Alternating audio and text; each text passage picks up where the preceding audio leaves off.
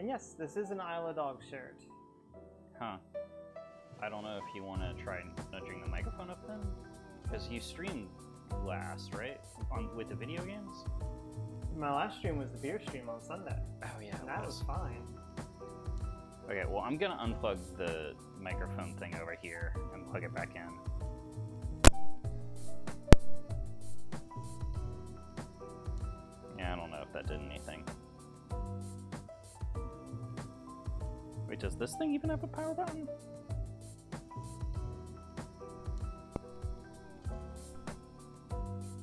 Oh yeah, I should know that. I'm sorry, y'all. I don't even know what would have happened because nothing changed about this setup between Sunday and today. I have not touched anything, and all the settings look exactly the same. So this is very confusing. Yeah. Man, this is really strange. Do you just want to take my lead microphone in case that's it? Yeah, let's try that because that is the only thing we haven't tried.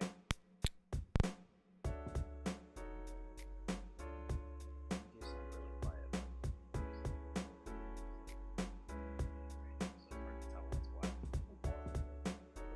Can you shut off our speaker over there?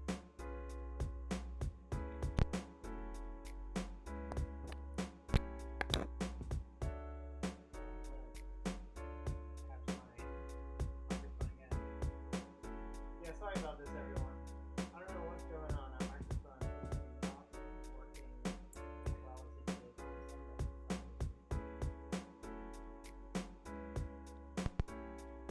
Alright. This still looks a little low. It's a little better than usual than it was before, but still kind of low. Oh yeah? But let me know what y'all think. Let me try spinning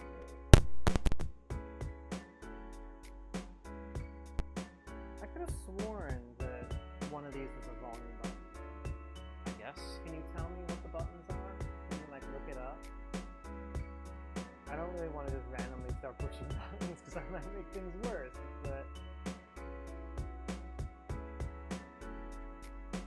Yeah, you're still really quiet. pass, pass, pass. Well, no, actually now I'm super quiet. Yeah. And Okay, so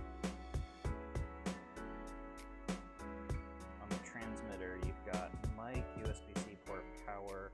There's a low pass filter, which is the thing with the little bar line next to it. Pairing mic, pocket clip, indicator. Yeah, there's just channel A gain control and channel B gain control. okay. Yeah, I turned the music up a while ago.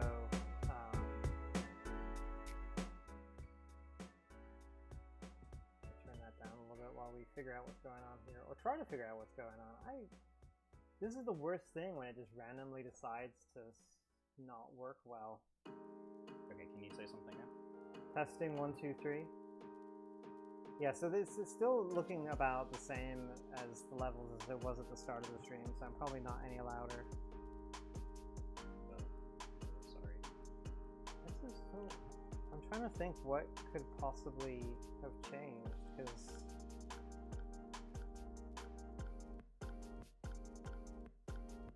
everything looks correct, how it should be.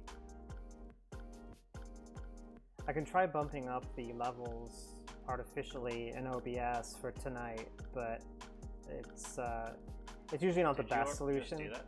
No. Okay. Say something else. So what I'm thinking about doing is bumping up the decibels on the microphone just to make it. I think I might actually be doing it over here. Okay. You sound like you were slightly louder. Okay. So what do you want me to say? Do you want me to just keep talking? Yeah. I gotta... What is it called when you just keep talking for the sake of talking? Vamping? Is that what it's called? It still looks like the levels are kind of on the lower side. I don't know. Yeah, it's fine. I'll just adjust the decibels on here. Don't worry about the hardware. We'll play with it later. I'll try and figure out what's going on.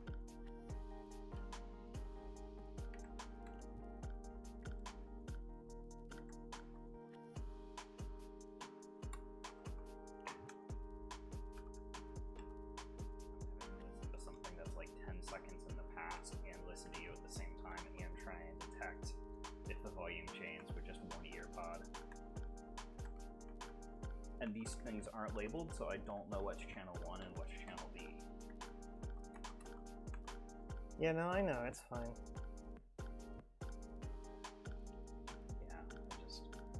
I think we got that issue again where one of them's pretty decent, the other one's like super far away.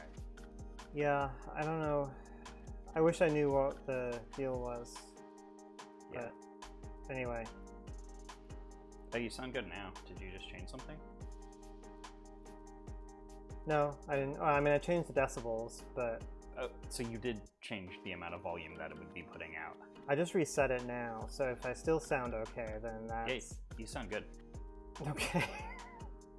I don't know what's going on. Well, I did press the buttons a bunch to try and get them back in sync.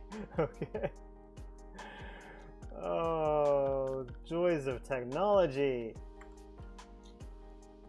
Let me see. Okay, I also bumped up the decibels a little bit on my side, quite a bit. So okay. if this sounds like really loud, let me know, but hopefully we're good enough for tonight. I guess maybe we accidentally bumped some of the buttons when we were unplugging and plugging in the transmitter and receiver at the end of last stream. Because, you know, they're wireless, we have to charge them every time, and sometimes when you plug in the charging cables, you accidentally hit buttons. But, okay, I think we're looking, the bars on OBS are looking a lot better, so do let me know if things still seem a little off, and we'll take a look after stream. I think we're good now. But I think we're good now, yeah. Okay, yeah.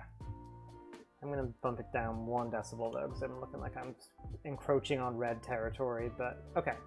That should still be okay. Okay, we didn't really find the problem, no. We have a solution. Hey, Andrew, stop that'll talking work for for a tonight. second and let me talk. Okay, I'm just trying to get a word in edgewise. Sorry. You wanted me to keep talking, I was talking. Okay, I think my volume's good now. Okay, sorry about that. I kept trying to be like testing my levels and you kept going. Yeah, your levels are good too. I got Thank you, Bemused. Hello, Bemused. Hello, Alex. Hello, Noodle. Sorry again for all those technical difficulties. It's the worst when you don't know what could have possibly caused it. You know, sometimes, oh yeah, I was messing with it the other day, that makes sense, but that came out of nowhere. All right, well, I'm getting a double. Happy Tuesday. Thank you all for letting us know, by the way. I do appreciate the feedback. So you're doing the double mosaic? Yep. Cool. I'm going to crack open the opposite of that. These little microphone packs. Let me get a glass. I think they just use a standard headphone jack. I don't think this is like a 16-inch jack. That's a standard headphone jack. What we need to do later is get a male-to-male headphone plug and plug this into an iPod so you have like a clean source of audio volume so you can like press the buttons on all the things and figure out an iPod or your iPhone. Plug it into an MP3 player so that you have something that's going at a constant volume that you can watch the bars. Oh, I see what you're saying. And then do the gain adjustment where you're not having to do it. So not a voice that can vary in tone and volume. Yeah. Need to start things properly. Good evening. Good evening, Bemused. How are you? How was your weekend? I hope everyone's had a good start to their week, or at least better than the start of this stream today. So yeah, I think it's time for a beer. I'm going to crack open what Stuart was confused by last time I did something similar, a session IPA, which you could really just call a pale ale, but they did put a lot of hop in this, double dry hop. So it's going to be hoppy like an IPA, but lighter in the alcohol like a pale ale or a session IPA. So, yeah. This happens to us like once a year. I know, it doesn't happen very often. But like I was saying earlier, when it does happen, when it's happened in the past, I feel like there's been something I've done to the setup that's like, oh, that must be the cause. This one, I still have no idea what happened. I don't want to go back to that homebrew stream and discover that we were completely inaudible for 3.5 hours. Maybe we were. Maybe maybe that was quieter than usual because I did move the computer prior to that stream. Oh well. Anyway, 10K oscilloscopes, they have constant sound output. Yeah. You were at work over the weekend, so you're in the middle of having some days off now. Well, at least you get the time off. That's good. I always feel bad when Hoju's working like at nights or on weekends, and he never seems to have time off. He seems to have like 2 weeks time off in the middle of the year to make up for all of the extra work that he did. And I always feel bad when he talks about that. So I'm glad you have the time off. I hope it's also not too hot for you over there in the UK, Bemuse. I know you're starting to get some more hot weather over there. Ironically, we might be getting a little bit of cooler weather. I mean, cooler. You know, we've been in the upper 30s Celsius, brushing against 100, 101 Fahrenheit quite frequently here. But I think we may actually dip below the triple digits for a good amount of time. Well, fingers crossed. You know, it feels like they've been trying to predict that for a while now, and it's never quite panned out. But the weather seems to be a little bit more, like they're predicting something a little bit more sure this time. So we'll see, hopefully, because I am ready for signs of cooler weather coming. Don't give me hope, Andrew. That's basically how I feel right now. They've predicted like rain and cooler temperatures several times over the last couple weeks. And some parts like around Austin did get like brief showers and some cooler hits of temperature, but not us. We've been bone dry pretty much since May. So it's just been like they tease better weather and then they pull it away, and they've been very frustrating. Yeah, Oh, Alex, don't. Our subreddit for our city like jokes about how we have a force field because like we will seriously be surrounded by rain and the city core will just be completely fine. I think there is some truth to it because, you know, the downtown with all the asphalt and the steel of the buildings creates like a heat island, I think is what they call it, or a bubble. And that kind of prevents storms from forming or moving over the city. It's interesting. I saw an article on CNN about how different cities are coping with like heat and the fact that summers just be crazy. Yeah. I think it was Austin or somewhere else in Texas that had a concerted effort to plant trees next to bus stops. And they were just like, you want shade at a bus stop rather than building an overhang, like let's just plant three trees. That's a good idea, yeah. And LA got dinged as like the eyebrow raising one where they're just like, we're a concrete desert, like we are painting some of our streets white to see if like reflecting sunlight back into space will, like, dear God, please do something interesting to fix our weather. Well, anyway, hopefully things are on the change here. We'll find out in a couple days. Tomorrow's going to be really hot, like 40 degrees Celsius, but then it's supposed to cool off a bit. So yeah, we've got thunderstorms on. I'm going to try and will it into being by doing a beef stew recipe Thursday. Like, I'm not kidding. It's not like your kind of really hearty Irish stew from what I can tell from the recipe, because it's like ground beef, but it's a stew. It's something you would typically have on a cooler day, so I'm hoping by making that, maybe it'll say to the weather, get cooler, but we'll see. The heat wave came to an end yesterday. Yay! Rain today and should be getting more to normal tomorrow. Nice. Good to hear, good to hear. And to answer your question, Noodle, the plants have been suffering. I posted on the Discord the tomatoes. I haven't been paying much attention to the plants under that cage that I built just because it's been so hot that they haven't really been doing much. They've basically been just trying to survive. So I've been watering them, but that's about it. And so the cage has been in place for a while, but the tomatoes are obviously still alive because they're pushing shoots up through the holes in the cage. which I feel bad because as soon as I lift that cage up, it's probably going to pull those shoots off. But oh well. It's good to see that they're still alive, but only barely. You know, hopefully, what I need to do actually is this week kind of clean up their dead leaves and weeds that might be growing under there, so that if we do get rain and cooler weather over the next week or so, they'll come back a little bit. Because right now they are struggling. They're feeling the hot weather. It's funny though, our weather forecast, it's like we might have rain on Thursday, and that only drops us 5 degrees to 95 Fahrenheit. I know. I mean, it's something. Well, no, they think there's going to be more rain like next Monday or Tuesday, and like that's when we might finally get down to like 90 degrees for a high, which sounds so great right now. Well, the weather we're getting on Thursday is just a weak cold front, so it's not a ton of rain. I mean, it's something, which is good, but yeah, it's not a ton of rain. It's not going to affect the temperature much, but at least it's a start. Posted the next few weeks it might hit 23°C and raining. Is that in Singapore? Ooh. Because I don't think it's getting that cool here. 23°C is where you are in England at the moment, which is much more pleasant than the 33°C that I had over the next week. Oh gosh, yes. I would imagine so.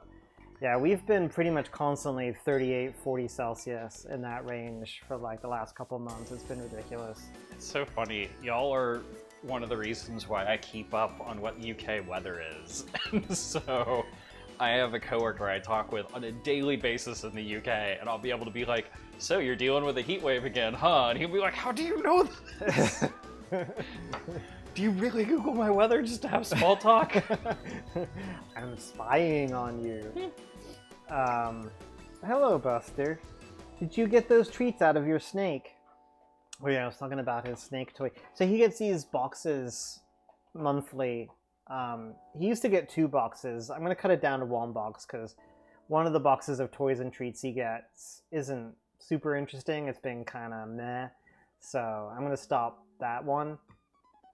But one of the boxes he got recently had a like rubber red snake, bright red snake. In fact, did he leave it? You took it over there. Okay. It's a Wild West themed box. Right. And so he had like a sheriff's hat, some boots, and a red rubber snake that scared the bejesus out of me the first time I came downstairs because I didn't know he got it. It's bright red. It's not a natural red snake color, but yeah, it could catch you by surprise if you're not expecting it. The weird thing about it, though, is that there's a slit that runs down the entire length of the snake, and you can tuck treats inside there for the dog to try and grab out of it. But I was having trouble putting the treats in it because I was like giving it to him to distract him at the start of the stream, and I was having trouble getting the treats in. So I don't know if he managed to get them out. Yep. So you got a big red rubber snake. There it is. And there's a cactus too. And so you can tuck treats in here. And I guess he did get him out. Either he got him out or you helped him get it out. Nope. Oh, wow. He's getting good at that. Doggo cam. It used to be I would Doggo give... cam. Doggo cam.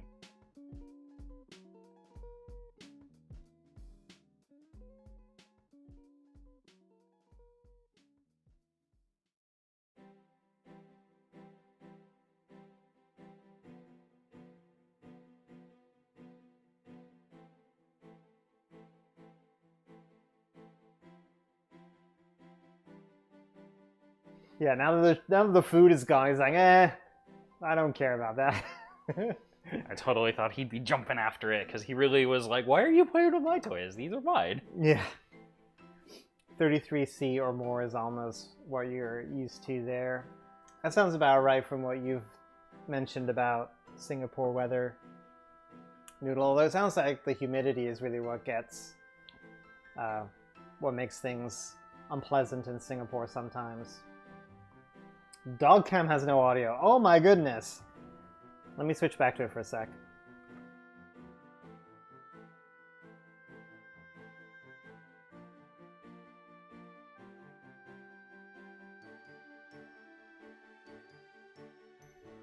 Okay, there we go. For some reason, a different microphone source had been selected. I don't know what's going on with OBS. It decided to keep us on our toes today, apparently. While I'm at it, let me also go over... Buster.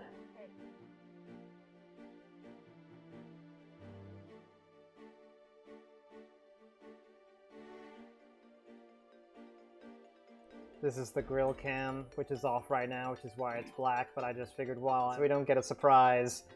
We don't get a surprise next time we're doing grilling, and there's no sound. So there we go. Alright. Weird. OBS. Don't randomly change on me.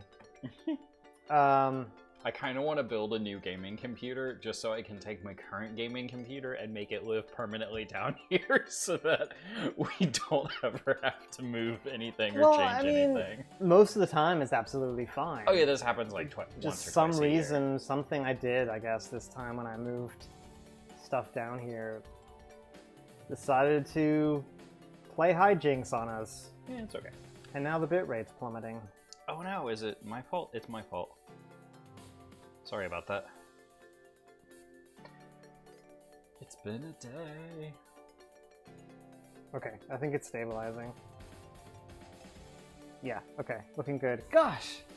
All the technical difficulties today. Why don't we get cooking before anything else goes wrong? Alright, so we're making these shrimp packets today. I wanted to get these not because of the easy prep. I actually usually try to avoid the ones that say easy prep because that means we have less to do on the stream. But I was curious about the Vietnam Cajun combination of flavors in this. So we're going to see what all that is about. And they're going to be cooked in foil packets, and they got some corn, and there's a red curry butter that goes with it. Ooh. Sounds really tasty. So that's what we're going to do today. So, I keep threatening to buy these because it seems like the dorky sort of thing that we would do for a stream. But they sell paper liners that are wax paper that look like newsprint. So, if you're doing something that was traditionally in like a newspaper lined basket, like there's a couple fry dishes. I don't know if fish and chips is traditionally in like newspaper sort of thing. It used to be. Like this. Yeah, I mean, now it's like fake newspaper. Yeah. So you don't get newspaper print all over your food.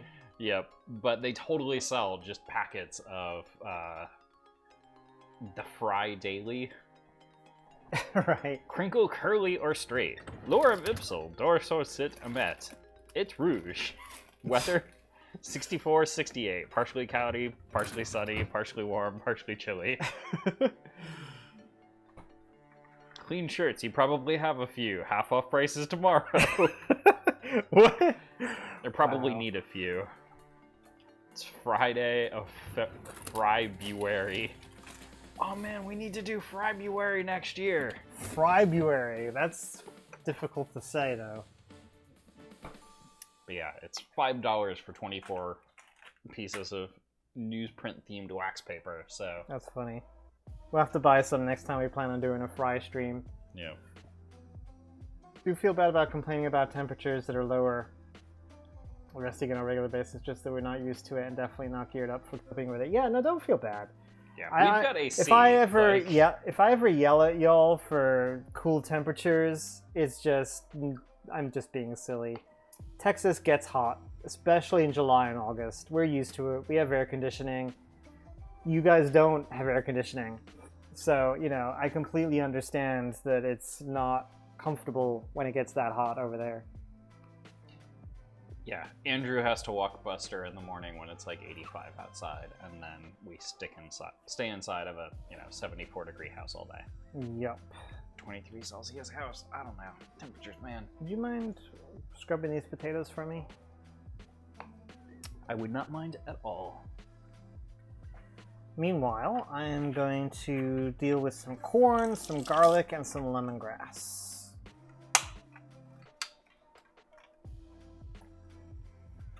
Actually, think I might have No, I think we used it up. I was gonna say we had some lemongrass in the freezer or the fridge, but I think we used it.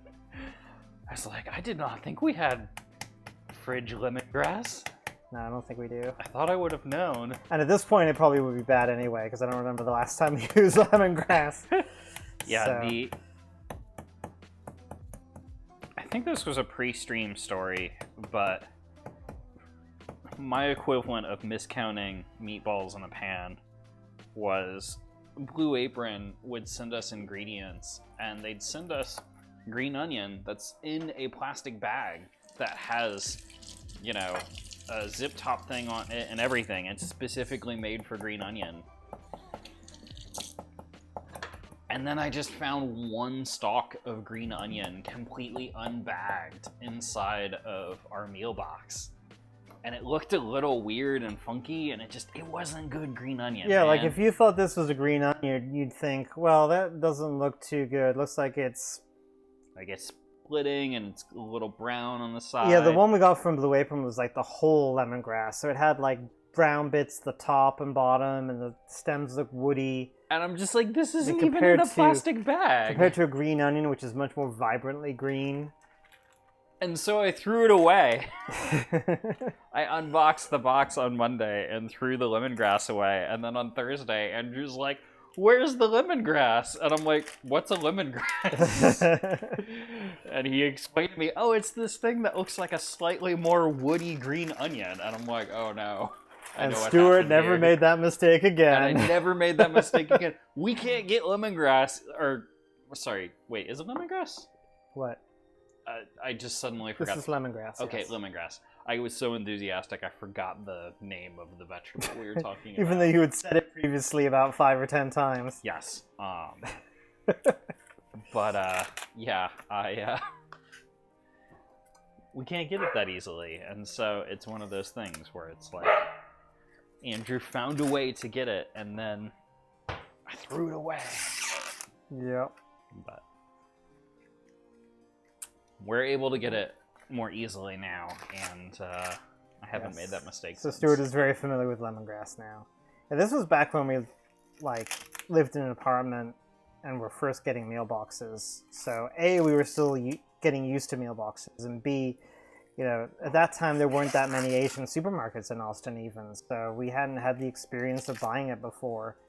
So, you know, it was an understandable mistake. I was just like, next time, ask me. If you see a weird ingredient in the box, it may be that its produce has gone bad. Because that does happen. They sometimes send us bad produce. But it might be just a weird vegetable you're not familiar with. Yeah, it's interesting. We haven't lived in an apartment in quite Yeah, some it's time available now. at Wrench 99 Noodle, but at that time, Wrench 99 hadn't opened yet, so I didn't really have a good place to go to get lemongrass, so I'd never used it before. Which is one of the reasons why I wanted to get it in the meal box, was because, like, oh, we don't often have a chance to cook with lemongrass. This will be great. But yeah, now we have a lot of sources of getting lemongrass, so... It's funny though, like, we hopped on the meal box thing relatively early, and apartment complex mailrooms were not designed for them. Because they're, like, obnoxiously large boxes, and most of the, like, older apartment complexes had, like, a small walk-in closet as their mailroom. Yeah. Or if you're lucky, a medium-sized walk-in closet. And they weren't really ready for everybody to suddenly start getting Huge mailbox boxes. giant refrigerated boxes Yeah, all on the same day. yeah.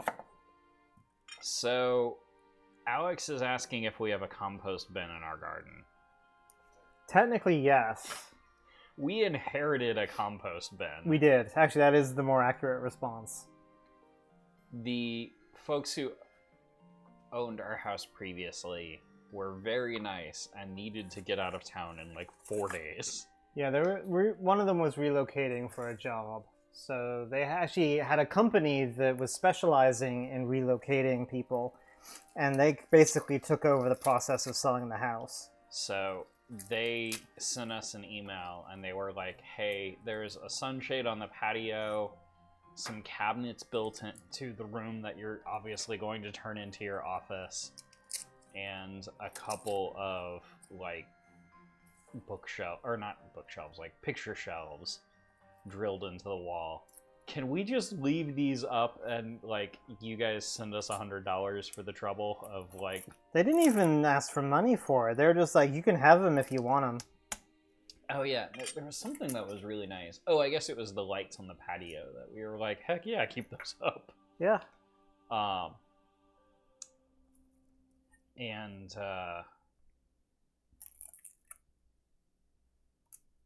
oh no, why did I pivot to the things that they left behind? What were Because of the compost bin. Oh, the compost bin. They also left a compost bin out in the backyard, and we were always like, ah yes, a compost bin. We're foodie vegetable types. We could put some food scraps in there, and Andrew made a valiant effort for about 3 months. Yeah, it takes a while to compost, it seems. Or I'm doing something wrong. I honestly don't know how to do composting, and I should really look it up. It was like one of those barrels that has a handle on it. Yeah, so it's you a can big even plastic rotate barrel that you rotate. I think the thing I need to do is keep it wet, is my guess. But again, I don't really do composting.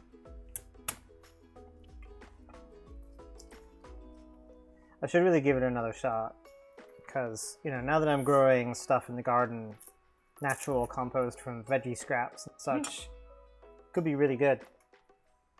What I really do want to do, though, if I decide to restart, is get a countertop, like scrap collector, preferably one that kind of traps odors. And then that'll make it easier, like how I'm doing now. I can just throw these garlic scraps in that bin and then just take everything out at the end of the stream to the composter and throw them in there.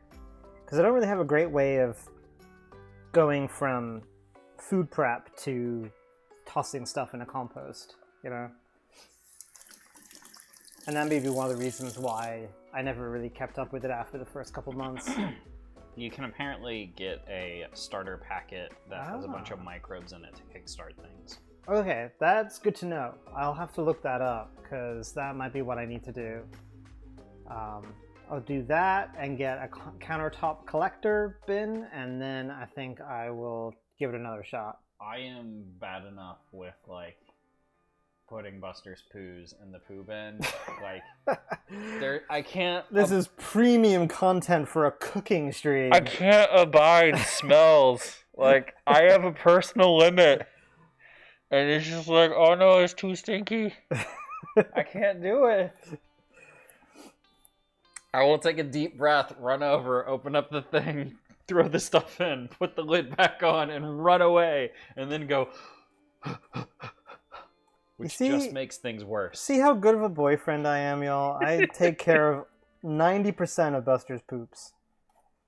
Hey, I hung in there for like the first year. I was waiting to see how you were going to finish that. That pause was just like, what? Is there anything he's going to say? Man. No, you do a lot of great stuff around the house, too. Andrew walks Buster every single morning, and Buster won't even let me walk him because he's like, what are you doing with Andrew and where is he going? And I, in hindsight, really should have walked him more when he was a young puppy. But... I mean, you could still... Oh, sorry, go ahead. I was going to say, you could still work up to it. If you get on a regular schedule of walk, or, you know, at first it's going to be very short walks of like 10 minutes. But if you work on building that on a regular schedule, he will trust you with going on walks. It's just he's not used to you doing it.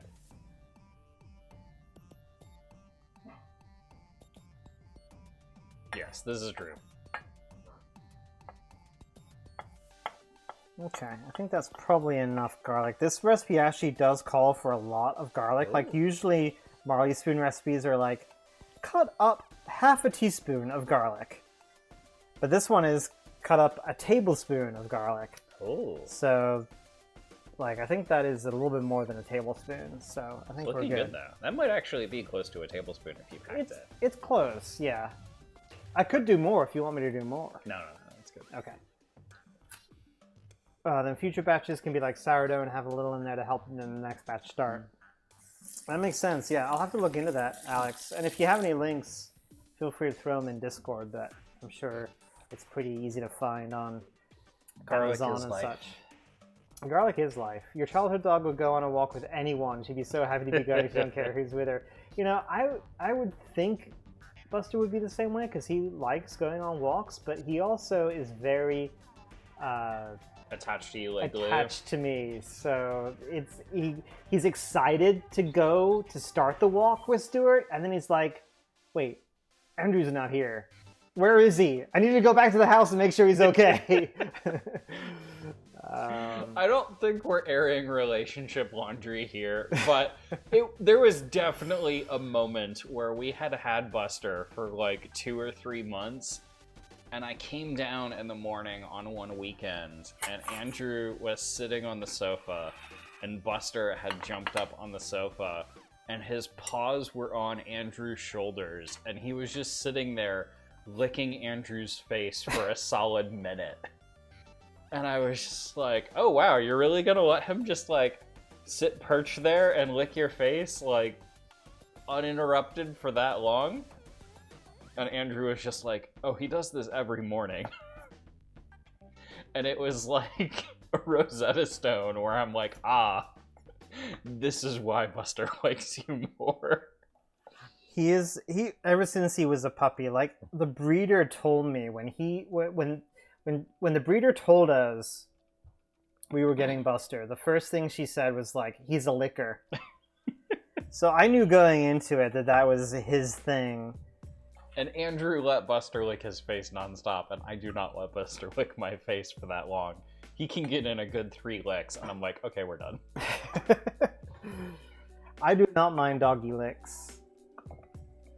So, I doubt it's the walks, but not appreciating arbitrary walking is kind of in my internet screen name, so you knew what you were getting into. Yes. Anyways.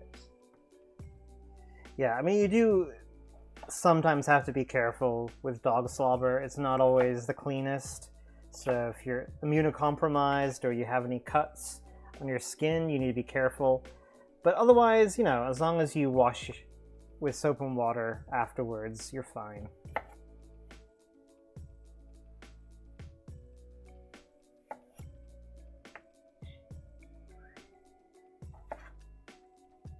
It's the way Buster shows affection, so I am more than happy to let him do it.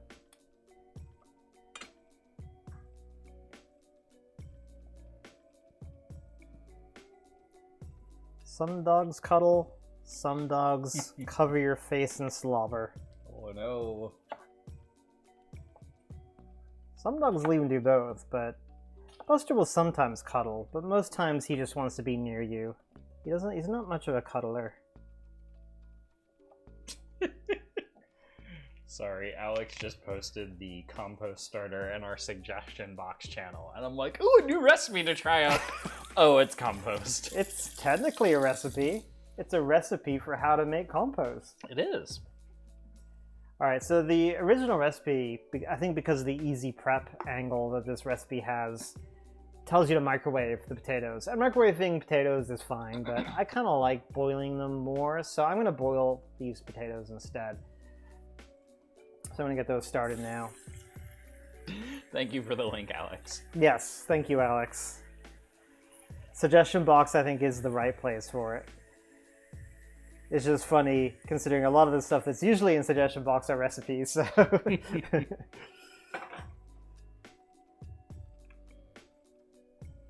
So, do you have a compost going, Alex, in your garden? And here's the bigger question. If you have a compost thing going, do you compost with it? It's for, like, growing stuff, right? What do you mean growing stuff? It's like a bin of, like, It's very good soil. Oh yes, like- yeah, you use it to grow It's plants. the best yeah. growing, buddy. For sure, yeah. No, yeah, sorry, when you said that, I thought you meant like actually growing stuff in the compost bin. No. I meant it's like the funky dirt that makes things good. Funky dirt, yes. It is funky dirt that helps you grow plants. That is exactly right.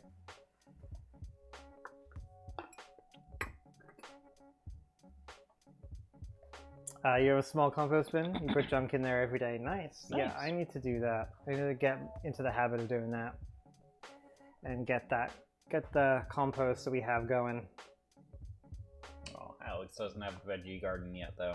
So what do you use the compost for then? Do you sell it? Well, you could just let it decompose, and it probably gets compact.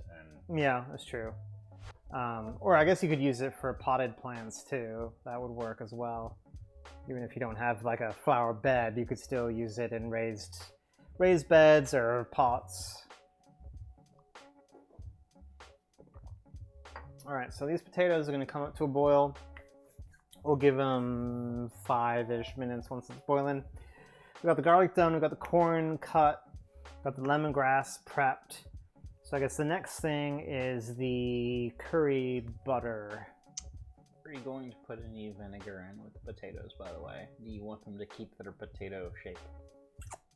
Yeah, I kind of do. I could put a drizzle of white vinegar in there. You don't have to, but I mean, doesn't it's really food hurt. science that we know. It is. Yeah, so potatoes and other vegetables, I think it's basically science related to plant cells. Plant cells react differently depending on an acid or a base.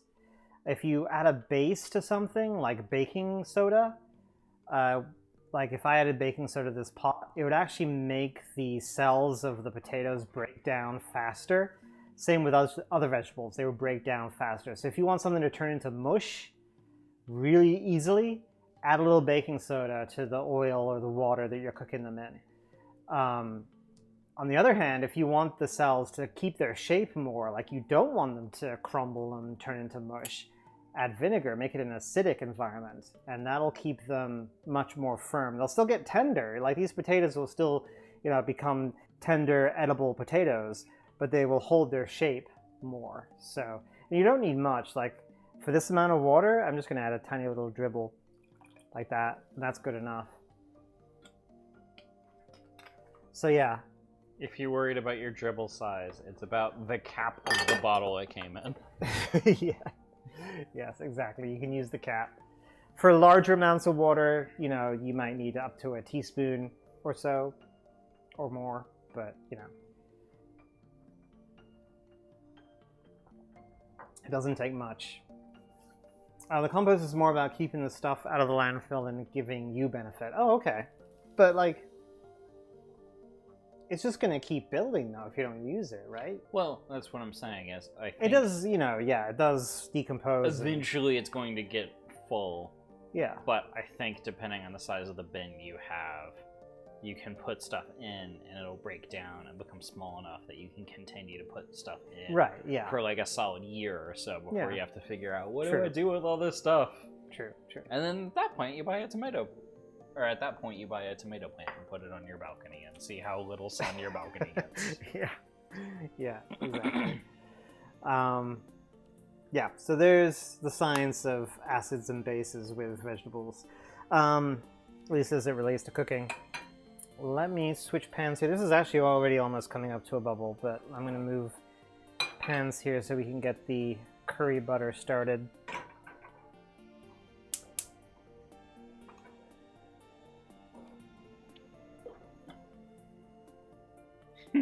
So we need Right now, 2 Alex tablespoons. just scatters it around low spots on his property. That makes a Ah. lot of sense. If there's a bush out in front of your property, nobody's going to notice, hey, wait a second, there's like 2% more soil on this bush than I saw yesterday. That's a good idea. I like it. I verbally said he should grow a tomato plant, which is infamously fickle, but I think pepper plants are the things we've had the best luck with.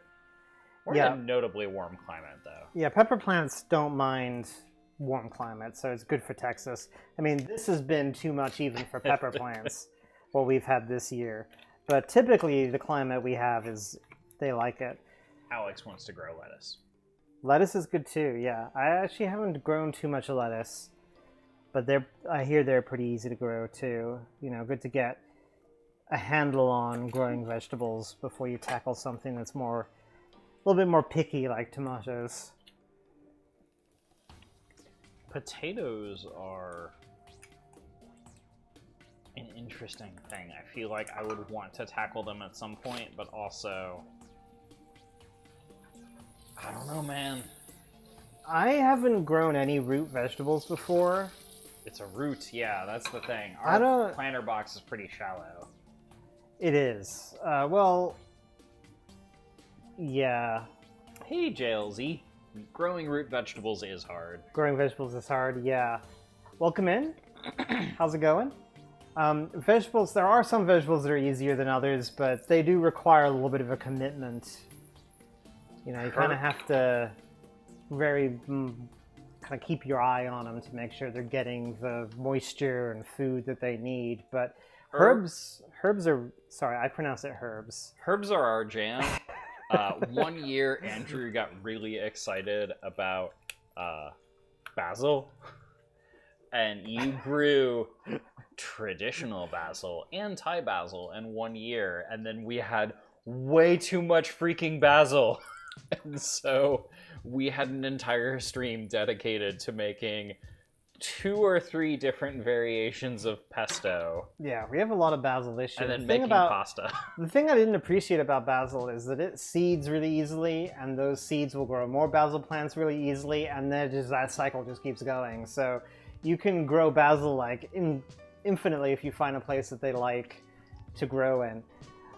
Yeah, no such thing as too much for sure. Yeah, I love making pesto out of basil, and even just like basil, tomato, mozzarella, such a good combination. That's last year's batch. Thai pesto and pesto. What am I doing with this butter? I'm just kind of letting it foam here. Add the garlic and the curry paste. Okay.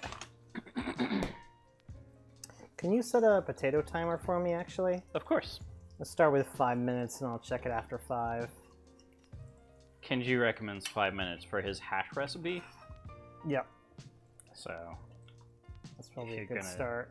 apply pan heat, that's good, but if you're gonna go any further than that, then, or if you're gonna just serve them straight out, a couple more minutes.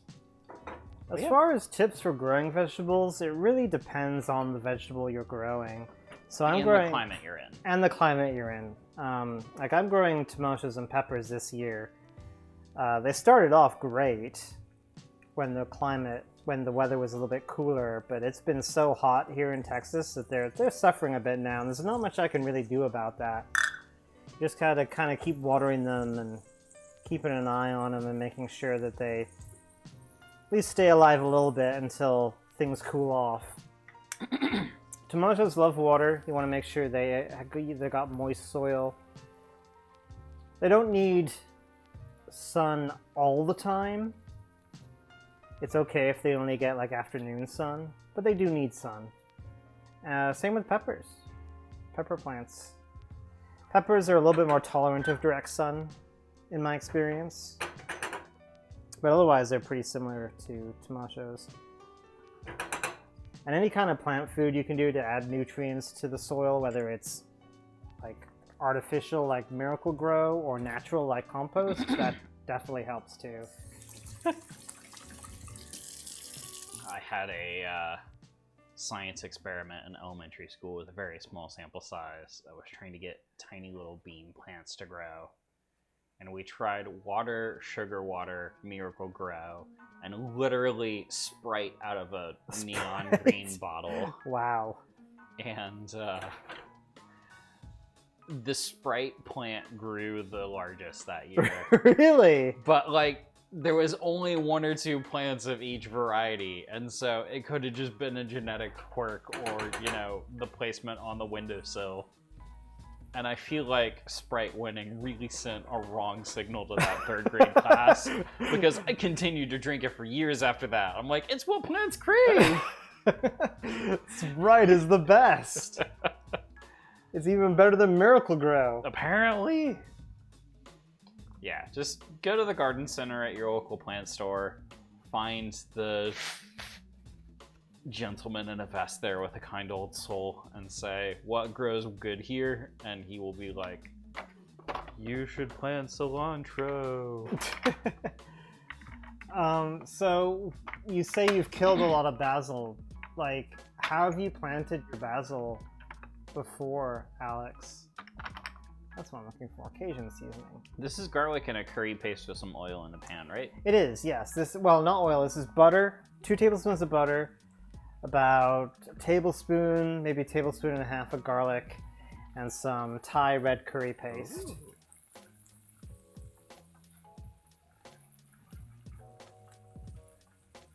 I had always heard previously that basil loves sun, so I would always grow it in direct sunlight. But the Texas sun is so harsh that I found that what I've had success with is planting them in spots where it gets either morning sun or afternoon sun, but not sun all day. It likes a bit of shade and moisture. Not as much as tomatoes, but it does like moist soil. So watering it once a day is good too. But otherwise, it's been pretty happy.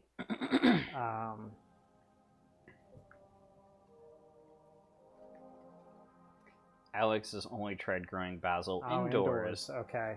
It must not like him, or it's something his body produces. No, basil does like sun. It needs direct sun. I've heard of people growing basil indoors, usually in one of those like self-contained planters that has like the UV light on top. Have you seen those before? Like grow your own herbs indoors kind of thing. Self-contained growing pod. But anything less than that probably wouldn't be successful for basil indoors because it needs sun. It's a Mediterranean herb, so it's like designed for that kind of Mediterranean climate. And it's often why it's paired with tomatoes, I feel like, because they like similar conditions.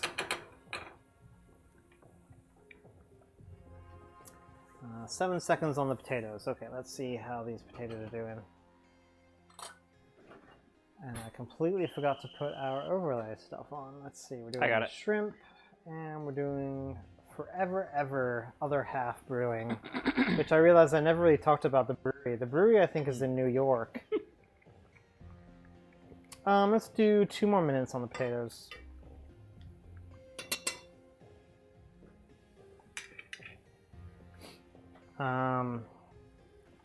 What are we doing for the curry paste? Stir in some of the Cajun seasoning, cook about 30 seconds, then add half a cup of butter? Really? Wow. Gosh.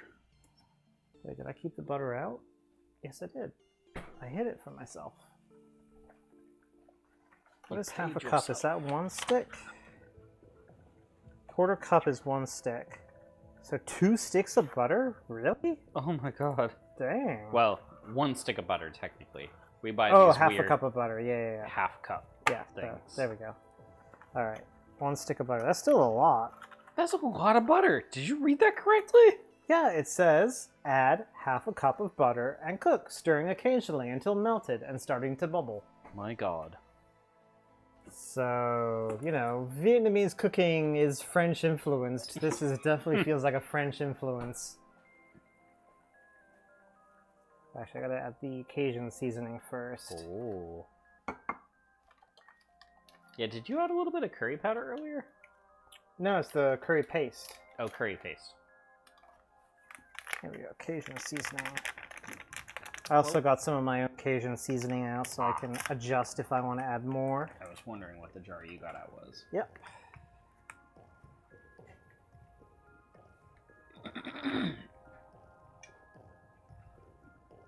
Yeah, the kitchen grade growing lights, yeah. I think that's what you would need for basil. Yeah, Noodle's been eager to get one of those click and grow. Oh yeah, same indoor kind of thing, herb I think. thingies. Yeah. I've honestly entertained that idea too, because it's convenient having an indoor herb garden. So you know, while you're cooking, you just reach over and grab some fresh herbs and immediately use them instead of having to go outside into the garden. They can be expensive though, depending on how professional of a setup you want. Your potatoes are done. Are they done though?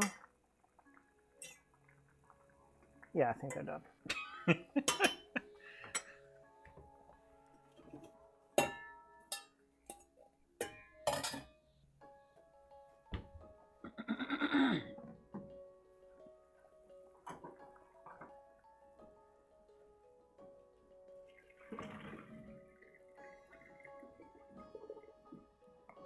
So if I switch over to the cutting board here for a sec,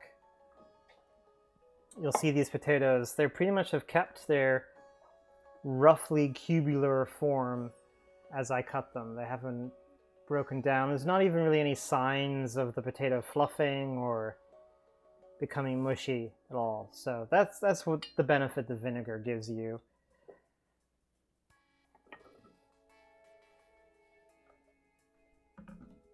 It's great, especially for hash. If you make it a breakfast hash. Well, that said, it depends on how you like your hash. Sometimes it's good to get the potatoes a little mushy so you get some crispy potato bits in your hash, but other hashes you want to keep the potatoes in a relatively whole shape. It makes it easier to crisp them up in the pan and mix them with other ingredients. So yeah, it could be a useful technique for that too. We do like a potato, an onion, and poblano pepper and chorizo hash. With that particular one, everything is cubed to roughly the same size. Yeah. So having those nice whole pieces of potato is nice. Yeah. But yeah, sometimes you do want the potato to kind of like dissolve corned beef, in the mush. corned beef hash, the traditional American breakfast corned beef hash. I feel like that's an example of a potato that you want to start to break down and get mushy a little bit.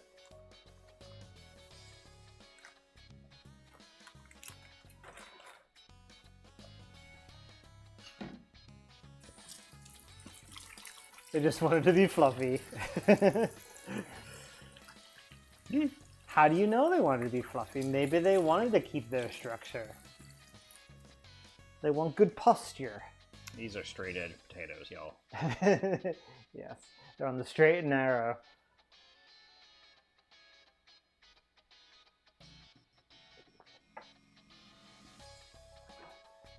There are a lot of herbs that grow really well indoors, even if you don't have one of those growing pod things. I think thyme does pretty well just growing indoors as is. I mean, you need to still give them light. They need to be on a windowsill or something, but they're not as light hungry as like basil. And oregano, I think, is another one like that. Although oregano as well has survived the intense heat of Texas really well in my garden. Alright, so we'll let that butter melt. Over here I have those potatoes. This is off recipe now. I'm gonna add a quick drizzle of olive oil and just to get a very light crispiness on them, and then toss them in some Cajun spice of their own, just to kind of bump up that Cajun part of our dish tonight. Do I need to be preheating the oven? Let's see, 450. We should probably do that now because we're going to need that momentarily.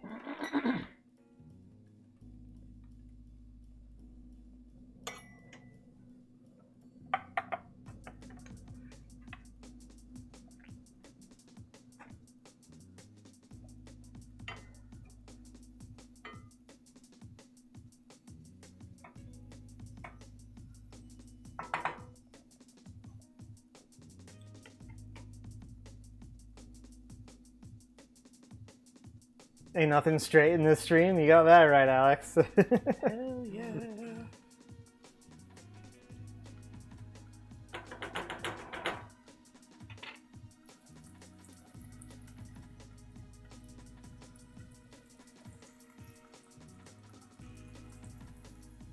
Well, I guess Buster might be straight. I don't know. He's been neutered, so I don't know if we'll ever really know, but... Hey, we've got plenty of ace representation on the stream now.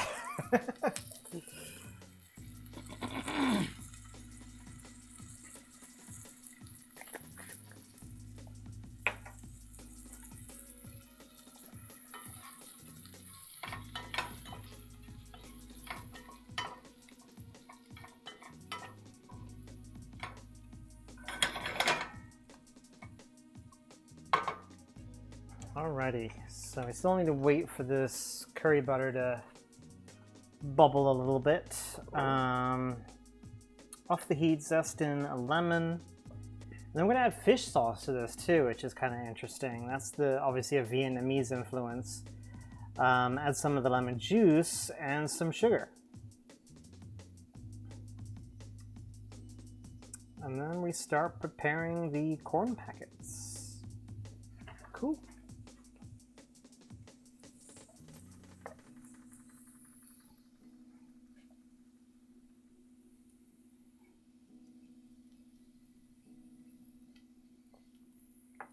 Yeah, but a lot of the gardening stuff I've done has really just been experimentation. Like, my mom did a lot of gardening, and still does.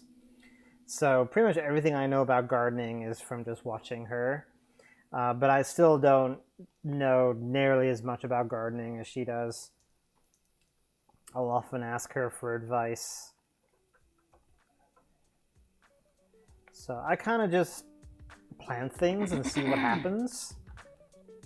And if things look weird or they're not growing well, I'll Google it and get some advice.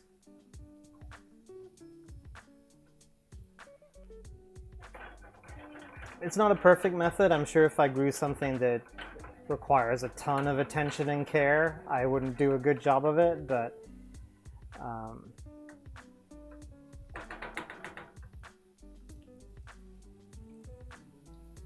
so far the tomatoes and the peppers have done okay. Trying to find fennel, but everywhere you see on delivery apps are fennel seeds. Is fennel usually readily available in Singapore? Find the Facebook group for neighborhood gardeners in terms of like getting advice for other stuff. Yeah, just wait a few months. Grow your own fennel.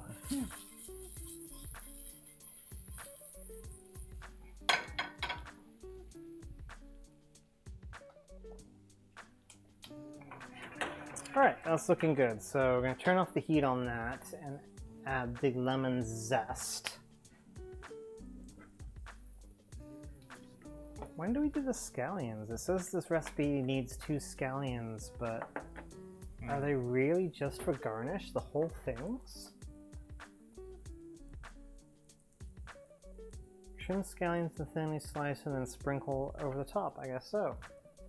Interesting. Okay.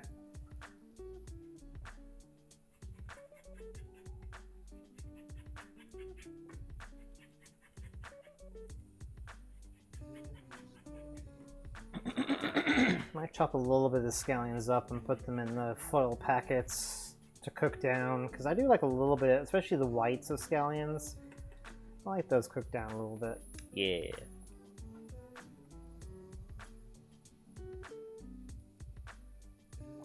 Alright, so lemon zest, fish sauce. This is one of the reasons why I like Marley Spoon, by the way, is they actually give you fish sauce. I feel like a lot of meal boxes shy away from things like this because, you know, fish sauce is a strong flavor. If you're not used to it, I could see people being like, oh, this isn't my jam. But I like that Marley Spoon gives you recipes that use more exotic ingredients, at least in terms of Western cooking.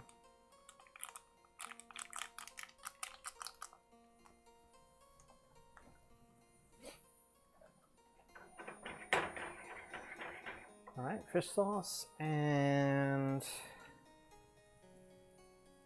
some of the lemon juice.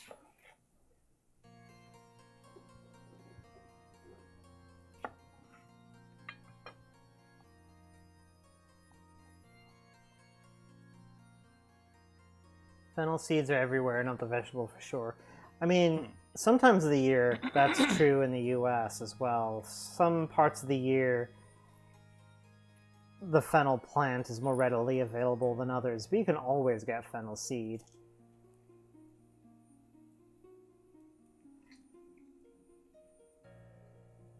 Advice for all sorts of gardening. Most avid gardeners want to share their hobby and get more people gardening. Yeah, that's true.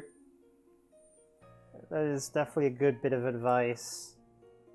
If you have a venue for sharing gardening tips with neighbors, yeah, use it. Actually, if you have a small, like, gardening center or something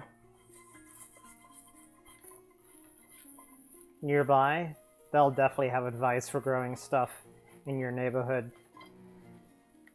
Yeah, there was like a to-your-door nursery service that you used a couple times during COVID to get tomato plants and stuff, right? Yeah, exactly. That's a rare circumstance where they were like, it's COVID, I know you can't come to us, we'll deliver plants to you if you know what you want. That's kind of like the opposite. Like, you have to kind of know what you want in that case. Yeah. But they started doing like pop-ups at our local coffee shop after COVID, which was nice. A little bit of sugar. Cycle up. Oh, did you want to do a hatch chili in this, by the way? We can, but we also can skip it. I mean, we have them to use up, so they would go well with this dish if you wanted to. Did you use any during lunch? Nope. Oh.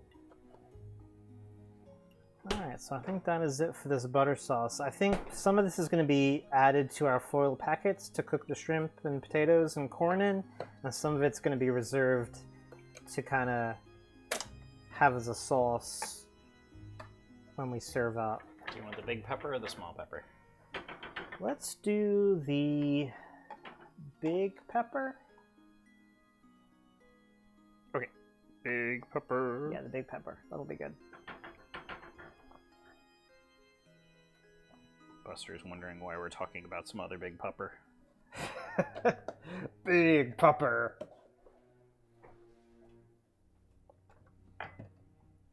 And you have to actually talk to humans in flesh space.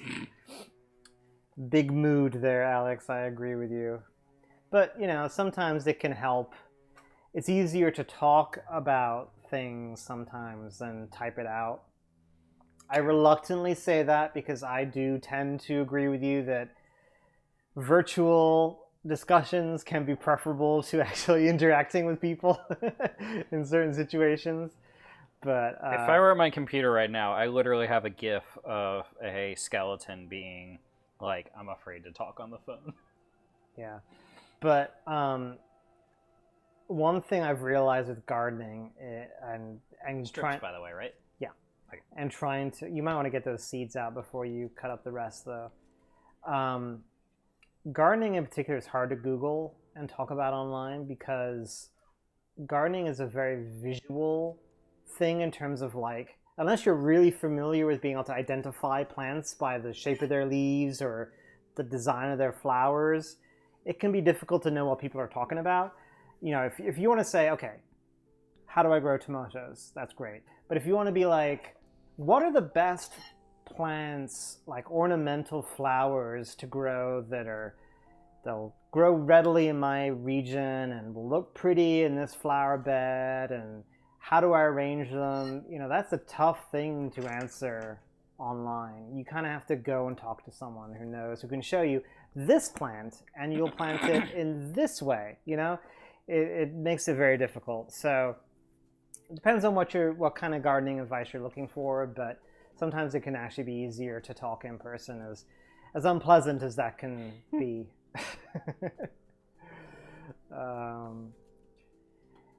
Hatch chilies can be spicy or not spicy. They actually have varieties for both. I bought mild hatch chilies, but these actually do have a little bit of a bite to them.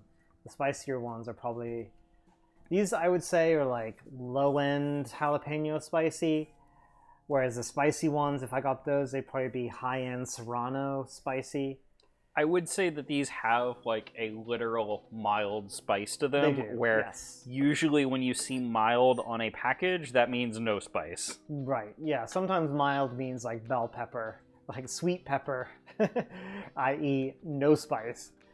But this does actually have a little bit of spice to it, which makes sense. Like, I think there is a difference between mild, which you want to expect a little bit of a bite to it, and sweet, which is like no spice. Yeah, no, I am thinking of maybe perhaps getting a new bicycle because I have been cycling for 2 months. Ooh. And every time I get into a hobby, I'm like, hey, how can I waste money on this? It's not wasting money if you enjoy it. And the current bike that I have is from a bike shop that got bought out by one specific bike brand. And the category of bike I'm looking for is called a gravel bike. It's basically a road bike with thicker tires so that you can ride on dirt roads. How many C's in that thick tire? Thick. Not that many. It's like 1 C with no K. Oh, wow. Yeah, it's meant for like gravel, not mountains. And it's like, it's really expensive if I went to our current bike shop to buy one of them. They're like, we're new to this category and our bikes are really expensive. Mm-hmm. And I'm just like, oh, maybe I should just like go with this bike company I know and buy one of these. And as I've been reading about it a little more and asking some of my cycling friends for advice, it turns out if I walk into literally any other bike shop in town, there can be like, oh yeah, here's one for half the price. Really? Uh-huh. So, say that again in like concrete brands and terms that I might know what you're referring to. We've been buying Trek bikes, Yes. and Trek has very good bicycles. We both enjoy ours. Yes. But if I wanted to buy a gravel bike from Trek, it's a new category that they haven't done a ton in. Okay, so they're still expensive. So it's like $2,000 plus. Wow.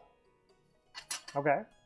I mean, they have bikes that cost up to like 8K. So like, Oh yes, all bike companies do. Yeah, I wouldn't expect those to be that expensive though. they can scale it pretty high. But like their entry road bike is $1,000. Yeah, And like they don't have an equivalent for gravel bikes. gotcha. And I was asking my cycling coworker, like, hey, what's a good bike brand that you're using these days? And he's like, you should get a salsa bike. Salsa bike. And I'm like, salsa? What? Like, Comes with a side of tomatoes and onions and jalapeno. SALSA? And he's like, yeah, salsa.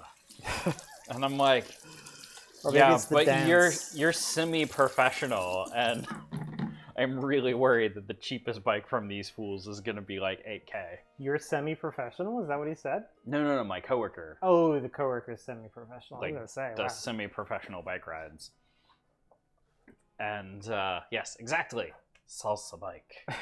You and dance. It's the dance. You dance on your bike. And he linked me to him, and they totally have a gravel bike for like $1,200, which is still a lot. It's a lot, but that's more doable if you're looking to step up your game. Yeah. I'm very curious about the handlebars that are curved back like ram horns. hmm I've just got like normal mountain Yeah. bike or I've been bike curious about bike those too, bars. because the straight bars can get uncomfortable on long rides. All right, so here are our shrimp. I'm going to rinse these off quickly, and then we'll season them up with some Cajun spice as well. I don't know if I'd actually buy a bike right now, but I mean, I've been thinking about it too.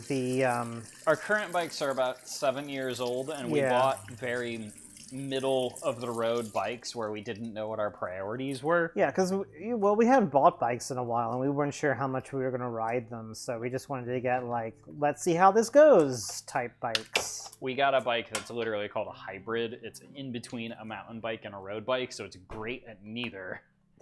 No, I wouldn't say that, but But they're good bikes. I've really enjoyed my hybrid bike. they're mountain bikes with thinner tires, basically. They are. And so, And the frames are a little bit heavier. yeah, it turns out our cycling is about 70% road, 30% other stuff. Yeah. And we both own bikes that are built for 70% off-road and 30% road. Or maybe 60-40. Yeah, 60-40. But we're like leaning towards the wrong way. Yeah. Yeah, that's fair. What's your DIY project, Noodle? Ooh. Wasting money on hobbies. You ordered a 3D printer yesterday. Nice. Well, Oh my goodness, which one did you buy? Stuart is your new friend. If he wasn't already. Trek are heckin' expensive. I mean, a lot of bike companies are expensive. Like we've talked about the ride that we're doing in Maine in October. I found out the bike. So Stuart's bike is an e-bike. He's going to be riding a Trek e-bike. My bike that I'm renting for the that week. he's renting on the ride we're doing in Maine in October. I found out my bike is going to be on the ride a Cannondale. Ooh. I think it's one of their lower end road bikes. I've always thought of Cannondale as being the expensive bike company when I've heard other people talk about them before. So I don't know. I think all bike companies get expensive once you start looking at more higher end bikes. You know, it's just the nature of the beast. Especially right now with limited supply. Well, I think it's getting better.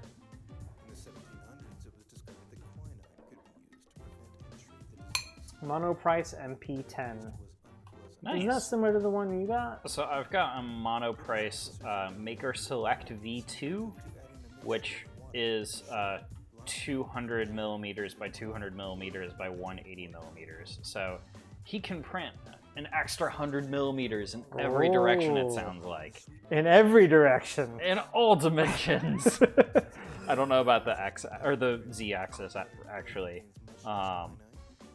But no, it looks good. It's checking all the boxes. It's about the same price of what my 3D printer was originally, and I think it's by the same company. Well, Monoprice sells some other companies' things. I was going to say, they're both Monoprice. Of course they're the same company. They're a white label company, I think, technically. But it looks like a Wanhao build, maybe. But the thing that you got, which is like the make or break as far as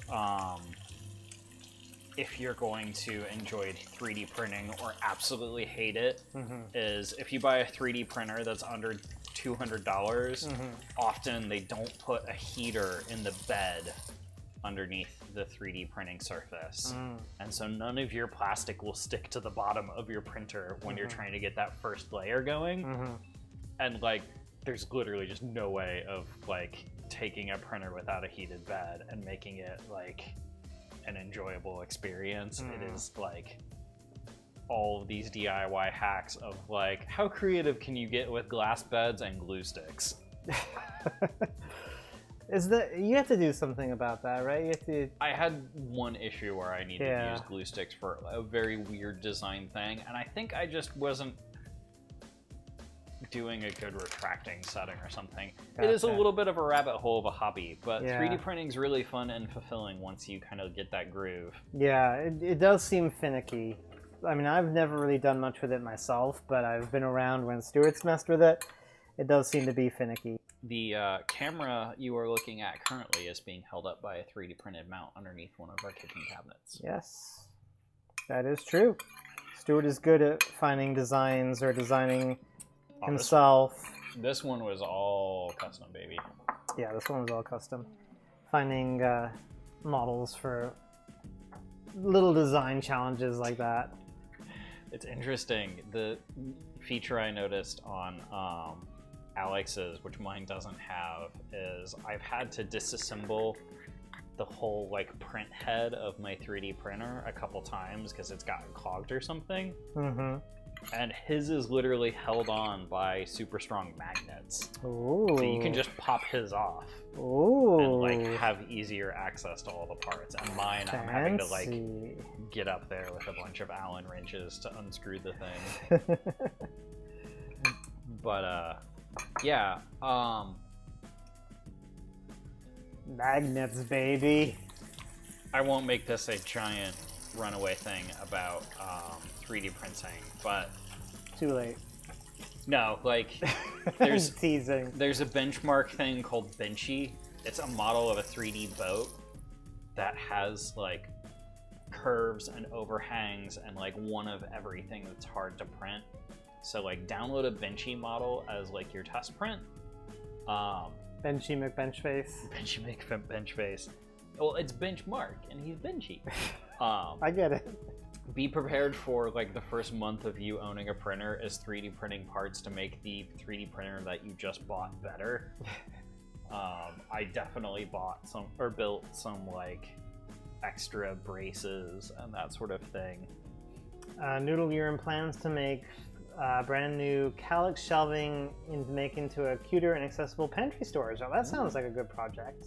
Nice. Well, take pictures if you can and let us know how it goes. I do not like my pantry, so I don't know if we have room to necessarily like retrofit a Calyx into being pantry storage, but I'm always open to ideas. Other day you got that non-7 wine when ordering off the QR. I actually nearly ordered the bottle one. I'm not sure what you're referring to there, Noodle. Oh, hey Rev, how's it going? You wish you had a 3D printer. There's a Steam Deck charger holder. You wish you could make it fits the hollow part on the back of the case. Yeah, Stuart prints all sorts of like docks and charging mounts for all the handhelds he has. Yep. Micro Center had a large size Benchy in store, like 5 to 10 times bigger than the normal 2-inch one. That's awesome. I didn't even know Micro Center sold 3D printers. That's cool. Yeah, most 3D printers have like the level bed that it prints on, and then there's the arm above it. But the arm comes folded flat down in a box, so it's actually like close to being flat packed. All right, I need some foil to start making these foil packets. Yeah, so I have a much older printer than what Alex got. Mine's at least 5 years old design, I think. Yeah, like look for a list online of what are things I should print for my 3D printer, because one of them totally was, oh yeah, they skimped on a transistor for your 3D printer and you should really like replace this one so that your 3D printer doesn't actually accidentally catch on fire. Not catching on fire does sound like a valuable thing. Yep. To prevent. Alright, so we got our first piece of foil. I've rinsed the shrimp. I've tossed them in Cajun spice, seasoned with salt and pepper. Divide the shrimp and lemongrass between the foil, building ingredients in the center. Okay, so we got a piece of lemongrass. I did not count the shrimp, so let's see how we go here. 1, 2, 3, 4, 5, 6, 7, 8, 9, 10, 11, 1, 2, 3, 4, 5, 6, 7, 8, 9, 10, 11. Okay, that's about half. Alright, shrimp, lemongrass, drizzle half of the red curry butter between the foil, fold, foil over the top, crimp to make a well-sealed packet. Wait, what about the corn and the potatoes? Oh, they go on the... Gotcha. Okay, they go on the foil too. I was like, ooh, what about the corn? Alright, so I got some corn in here. And the potatoes got a little bit of crispiness on them, just enough to make them texturally interesting. Not as much as I would do if I were making like a hash or something. But I feel like these are a little bit more interesting than just like microwave potatoes. Okay, that's probably about half. And we got some of our hatch chili.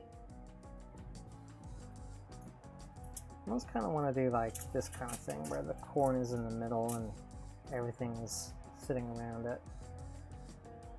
There we go. That looks good.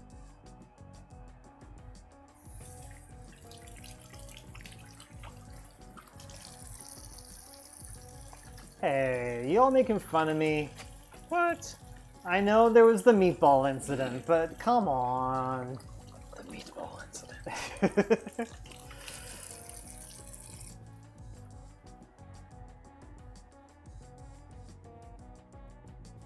has actually been a really good Buster stream, by the way. Yeah, he's been really well behaved since this evening.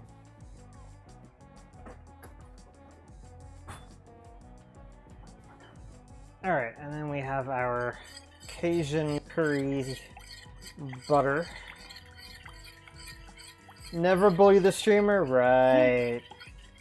I see that, Kappa.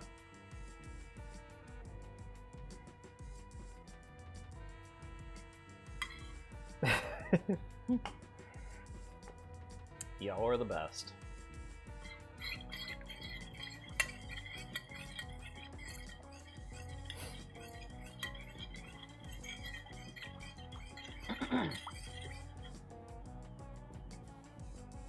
Okay, that should be good for that one. Let's go ahead and wrap this up.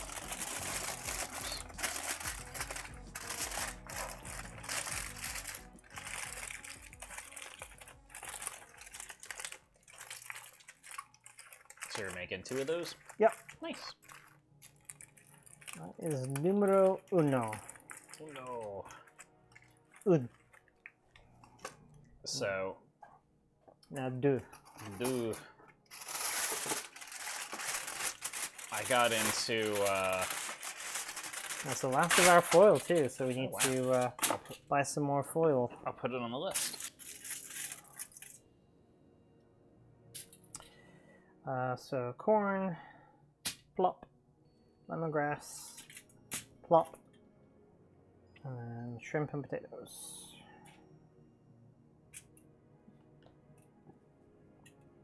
Were you about to say something, Stuart? Yeah, I've been on the DIY custom mechanical keyboard train forever, for about 3 years. And I built a new keyboard. Which feels like forever because of everything that's gone on the last 3 years. Yeah, I think it was like my first COVID project, but I built a new one recently, and I'm like, okay, this is my second hand-soldered keyboard. I cannot go off the deep end of DIY keyboard people. And then... And literally 2 weeks later, I'm the type of person who's making their own USB and headphone cables because they don't have nice purple headphone cables that match a 80s arcade carpet mat. I've gone off the deep end, I apologize. Oh, that triggered a memory, or a reminder at least. Have you heard about the game that came out recently that's like, open up your own arcade sim kind of thing? Vaguely. I saw an article on like, I don't know if it must have been like Polygon or something like that. And the way they talked about the game, it sounded pretty fun. Like, you can actually play the arcade games that you install in your arcade. Yeah, Arcade Paradise is a love letter to management sims and 90s arcades. Exactly, yeah. I somehow completely missed this. I kind of want to give this a try. It sounded really good based on their write-up. Huh.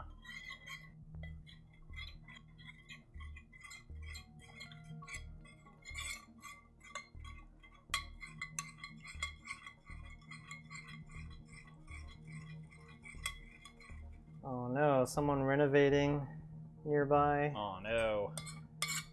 Worst noises ever.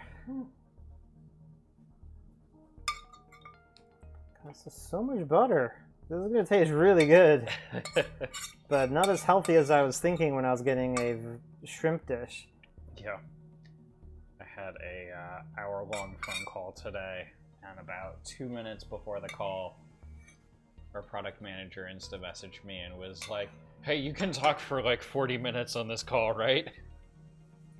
And I'm like, wait, what? And I'm like, yes, I can probably come up with something to say for a good 40 minutes on this phone call, don't worry. Wait, what? What are we talking about? I had a work call today. We're at the last minute. my manager was like, hey, can you, like, fill time for an hour? I don't have any agenda items today. Oh, Like, we have a standing call every other week, and he had nothing to say, so he's like, can you please talk about our app? gotcha. And, Alright, so these are going to be cooked in the oven for 15 minutes, looks like. okay. He did, like, a 20-minute introduction.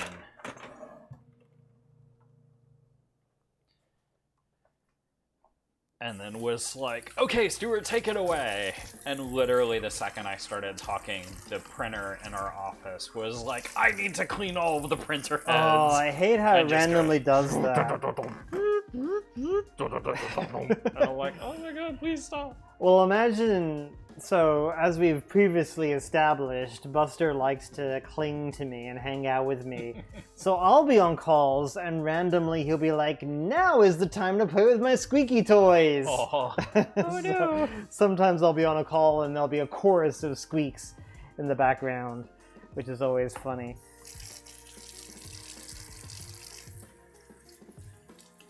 no, it was a good call. I spoke for 40 minutes and all of our stakeholders were grilling us, being like, but can your application design do this? And I'm like, yes, I have a screenshot addressing that very issue. Here's how we would solve it. And they were like, ah, impressive, but what about this? And I'm like, yep, we can do that too. Oh, jeez.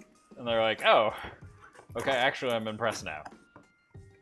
And I sent the guy who gave me 2 minutes being like, hey, can you handle this call?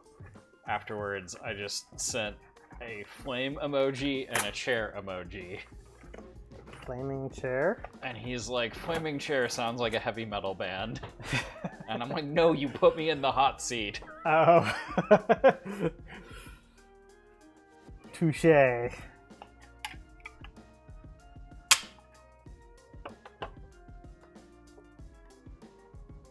Alright, I'm gonna crack open a beer while our shrimp packets. That's the universal code for hot seat.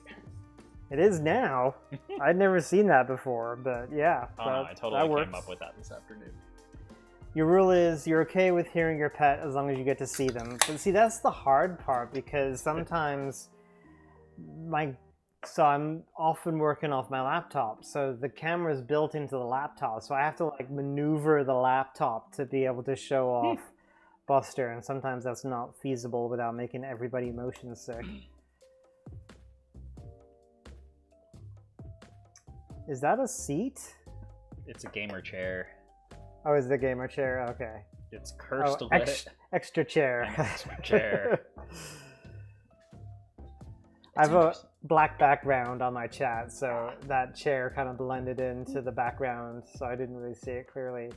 Rev, Arcade Paradise is 18 on Steam. So far, very positive, 168 reviews. It sounded good.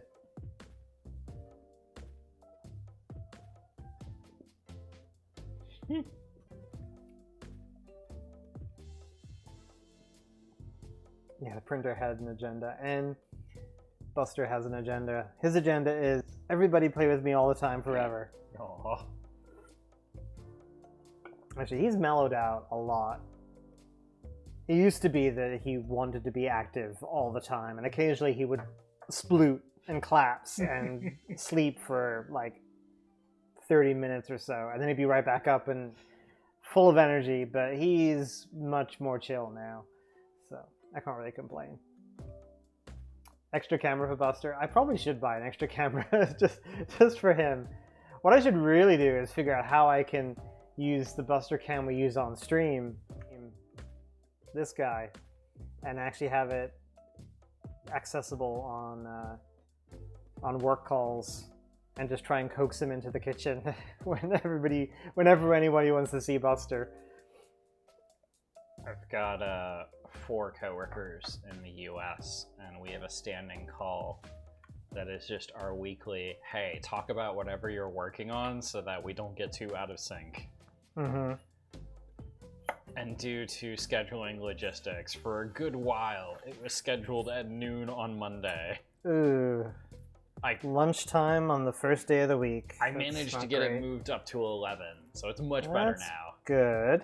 But we do have a kitchen that is just fully outfitted with webcams. And We do. So you think about taking the meeting in the kitchen? I came very close to just setting up You OBS, schedule a meeting over lunch. You watch me make lunch while we're on the meeting. piping it into Zoom, and being like, okay, you get to watch me cook lunch for our lunch call. I think that's fair. I never ended up doing it, though, because the logistics of getting OBS working on a work computer were too much. You have a semi-clingy Cheddar asking for pets. Was Cheddar okay? Or just feeling cuddly? I'm gonna put some of these whites in the foil packets, and I completely forgot. No worries.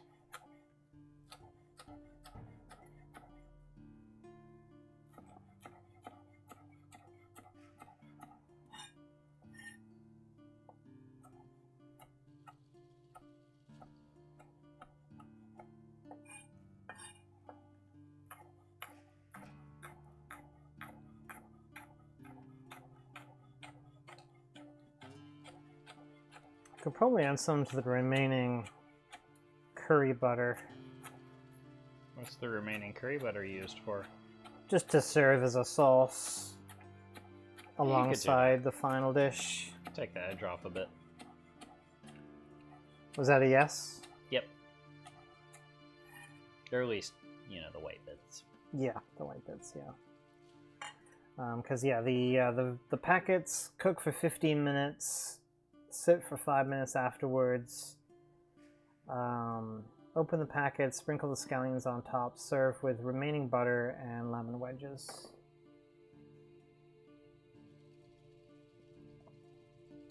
So got some lemon wedges here.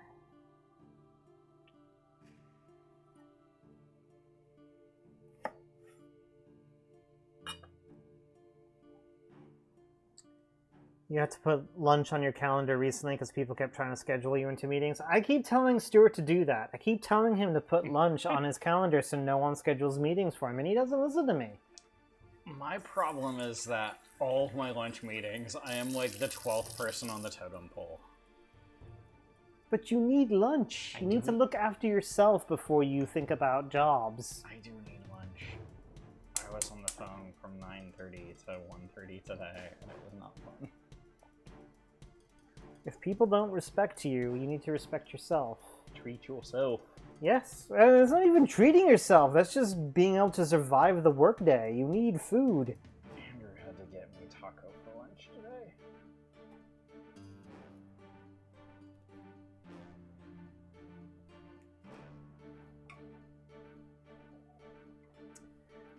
One minute he'd be choose me, love me, pet me. Next minute he'd be get the heck away, I'm gonna bite you. It does sound like a cat, or at least my understanding of cats. As I've mentioned before, I've never really had a cat as a pet. But that's always what I think of when I think of cats, is like affectionate one minute and aloof the next.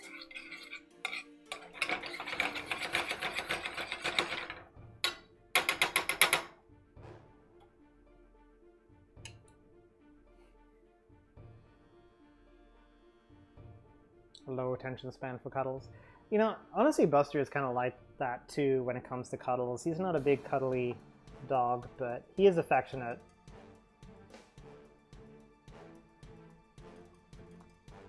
He shows his love in other ways, usually with slobber. Seedless lychees for $42? That seems expensive. Why are they $42?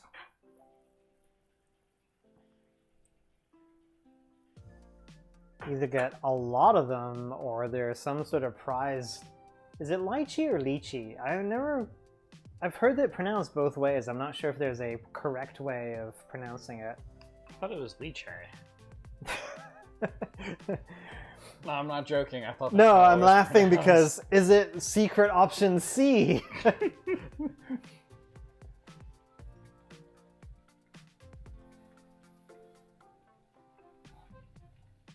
Which is entirely possible. Both my options could also be incorrect. Alright, let's should be good for that. Don't have to go too far.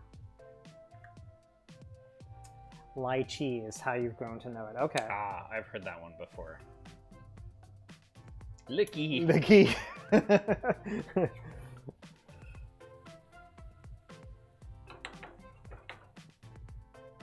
That would be funny is if we always pronounced on this stream lychees as lickies and just have everyone lose their mind saying you're saying it wrong. And be like, no, it's licky. You just don't know how to pronounce it. You joke, but Shut Up and Sit Down did an entire review of the board game Archipelago. That's why I said that. They did. They reviewed the board game Archipelago, and they pronounced it Archipelago. Archipelago, Archipelagi, Archipelagi.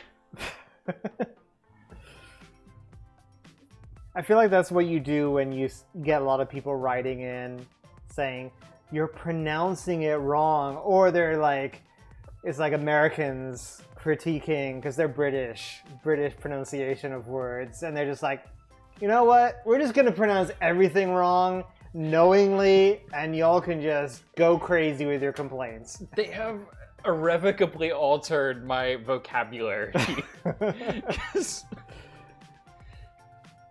they just have openers where they're talking about like, oh yeah, like you review board games for long enough and you see all the hot takes and you got tweets coming at you from angles, and Wikipedia suddenly has a controversy section about you. Wikipedia. And now I literally always go on Wikipedia. Because why not? Why not? Life exactly. is too Why short not? to not $22 for a Spain pronounce Wikipedia incorrectly. Dino Melon. I don't think I've heard of a Dino Melon before. And they're seedless. That seems a lot of money just for something that's seedless, I gotta say. I don't think I would spend that much. How would I pronounce that? Badoc? Yeah, what Stuart said. That would be my first pronunciation attempt, would be Badoc. Sounds like a Gen 4 Pokemon.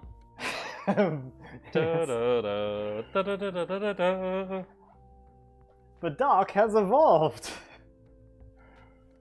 Which, there's Pokemon music playing right now, that's very appropriate. Your Badoc evolved into Futanchor. Into Lychee, into Licky! Licky tongue. We're just butchering all the words. It's a neighborhood. Okay, so how do you pronounce it? You said not too bad, so obviously we weren't quite on the mark there. Bedek is the other way, maybe? Bedek, yeah, yeah. Don't lick your keys. Don't lick your keys. Are you regretting that suggestion now, Alex? Mm-hmm. You're like, why did I say that? Now they're gonna say licky all the time. It's gonna be like John and Moist. You've heard stories of being called Bedok to a taxi driver. Oh wait, you said it was a neighborhood?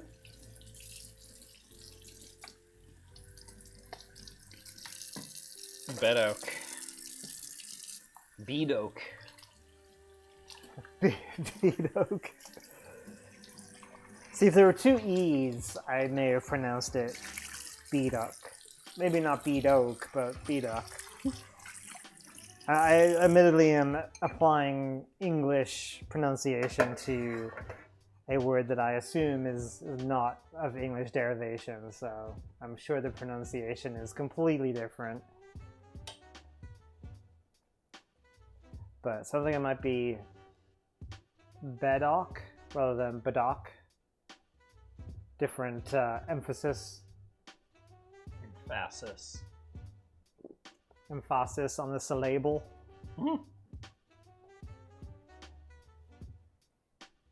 I always love being like 14 hours ahead of my older brother on really stupid social media stuff that makes the rounds.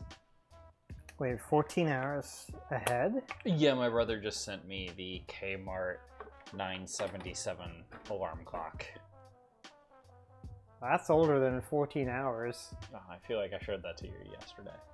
Was it yesterday? I thought it was Sunday you showed it to me. Oh, wait, today's Tuesday? Today's Tuesday. We stream on Tuesdays. We're on the internet right now?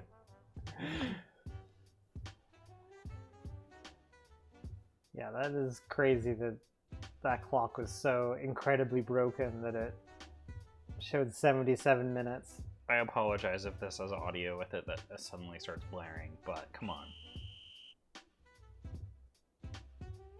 Corgi and a carousel. That was very cute. He's having a lot of fun. As he should. Those are way better than bed okay. That's what I say at the end of the night when I'm tired. Bed okay. Alright, since the timer went off, let's see how our foil packets are doing. I have a feeling they may need longer, but let's take a peek, even though we might want to let them sit for a little bit. Oh, they're looking pretty good. They're looking pretty good. I'm going to give them a couple more minutes, I think, and then we'll give them the requisite 5-minute rest period that the recipe calls for. Oh yeah, they're looking nice. You do want to see that steam come out of your foil packets when you open them up, because that's how they cook. That's why foil packets are great, because you're basically steaming everything. So I'm going to give these 5 more minutes, I think,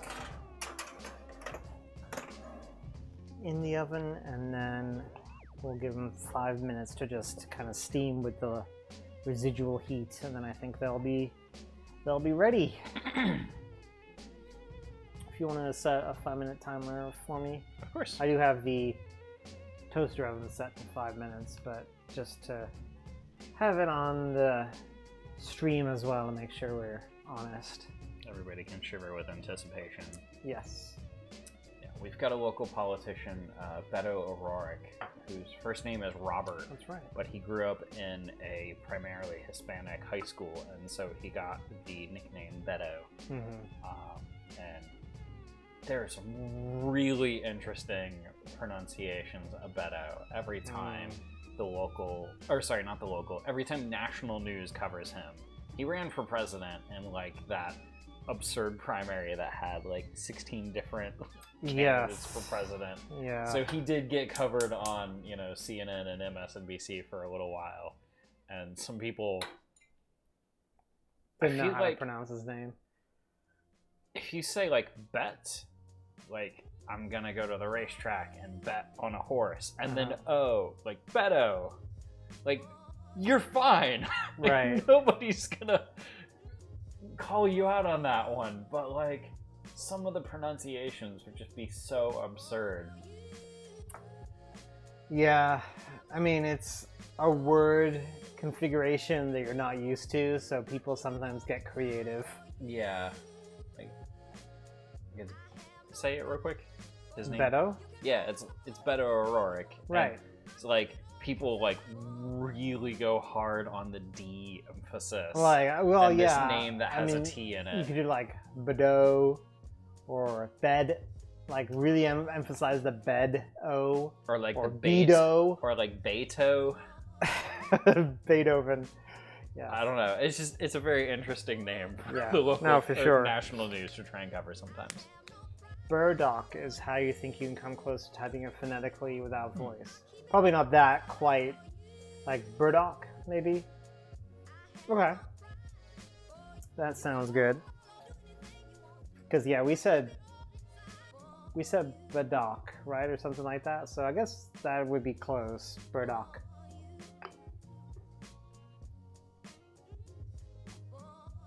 So you said it was a neighborhood. Is there something unique or special about that neighborhood?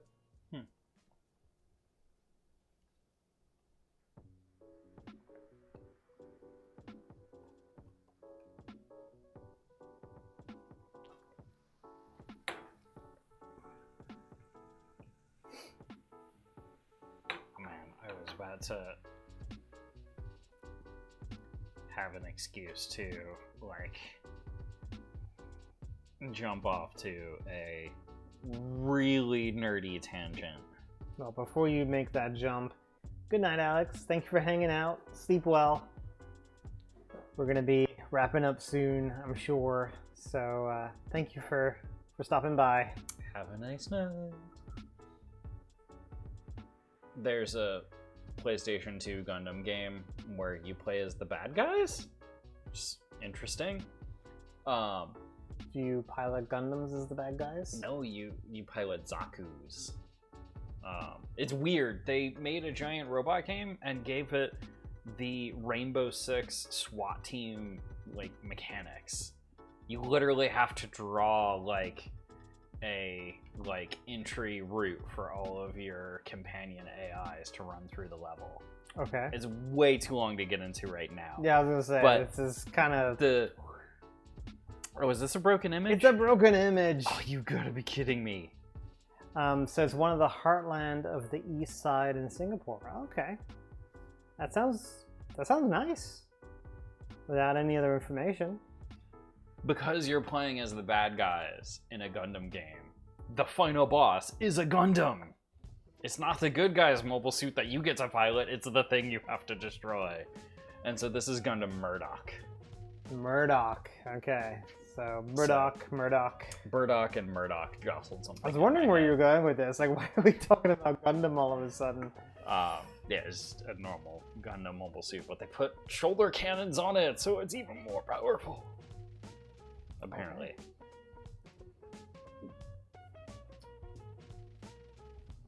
My nose is bothering me tonight. I'm sorry. Allergies.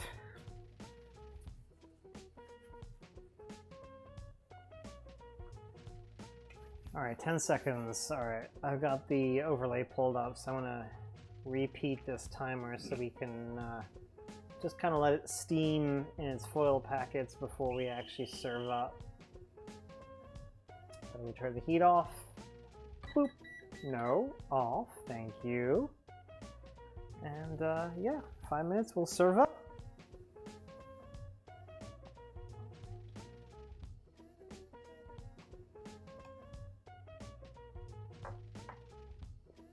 So, y'all probably saw the schedule on the Discord, but we are... Well, there's no planned stream for this weekend. I'm hoping we can bike either Saturday or Sunday morning. And if possible, I'll do a stream when we do the cycling. I don't know if Stuart will join me, but I'm thinking I might try a different route this weekend so y'all can see sort of other parts of Austin.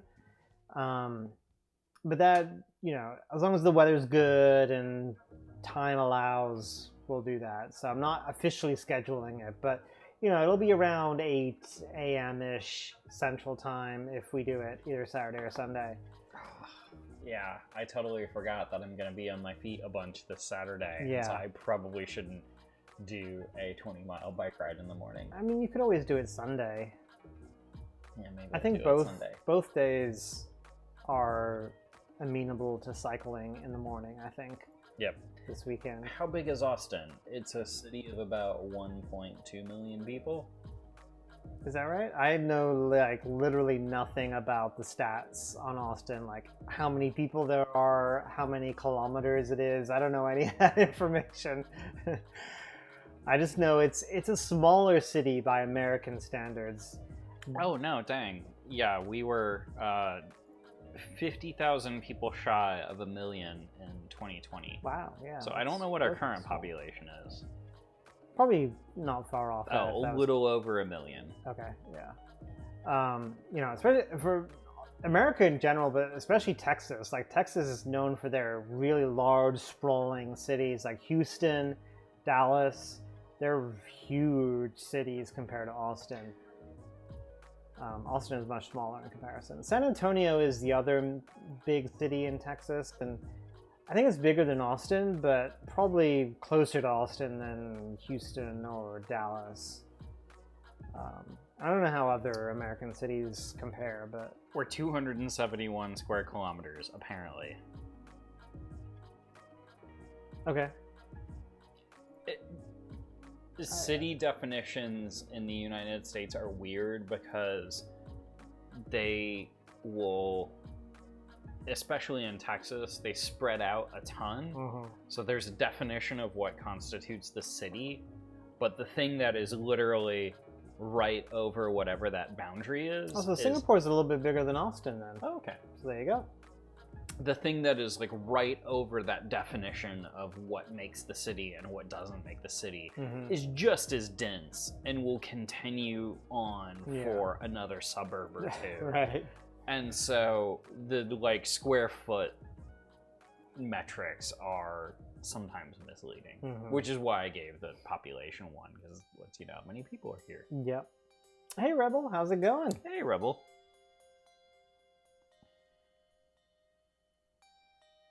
Yeah, so, you know, by American standards, Austin's pretty small, so it's actually not too difficult. Like, the ride I'm hoping to stream this weekend, if I'm able to, I'll be cycling around kind of the circle around the outskirts of the city. So it's probably not going to be like literally the outskirts of the city. That would be a long ride. But in terms of like the downtown core, like the major part of the city, I'll probably be cycling a loop around that. So it'll give you kind of a good sense. So it's, you know, that loop is about 30 miles ish. I don't know what that is in kilometers off the top of my head.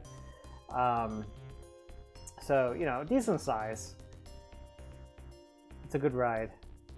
Yeah. That'll give you a feel for it. So is that the actual boundaries of Austin? Apparently. Okay, so that's they're definitely not riding that. You can see there's a giant chunk in like the left side of it, and it's like, okay. Yeah. Yeah, Texas cities kind of sort of sprawl outwards, and Dallas and Houston more so than Austin. But even Austin, that's larger than I was expecting, actually. The ride I'm going to do is basically a loop around the word Austin in that picture. So Sorry, much I already smaller in comparison. Yeah, I had done a 23-mile loop for what I've been doing the last 3 weekends, and Andrew wants to do a 30-mile loop. Yeah. But it also is like a very more road ride Yeah. than what I've Unfortunately, been doing. like the cycling streams we've done previously, I feel like they've given like an ideal view of what cycling in Austin is like, because it's a trail, not many roads. It seems like, oh yeah, Austin's the best place to ride a bike ever, but that's like one of the few bike trails that are available that we ride on. If I stream this weekend, you'll see kind of the typical Austin cycling situation, which is a lot of cycling on the road. It's 30 miles of road plus a shoulder. Yeah, there's a little bit of the, like when we get to downtown Austin, that syncs up with the route we've been doing the last couple weekends, and that's, you know, off-road. But the rest of it is... So, I mean, you do have a shoulder, and they're relatively big roads, so you don't feel like you're battling traffic to stay safe on your bike, but it's certainly not as bike friendly as the other rides we've done. So, hey, Duna, Betty, welcome. Howdy, howdy, howdy. Hello, everyone. Welcome in. How's it going? Our dog runs into the kitchen every time we sound excited. Yes. He's like, oh my goodness, there's a raid here. Do Our- I get some attention? Our dog knows when he might potentially get treats. Whenever we sound excited, when we're talking to the random screen.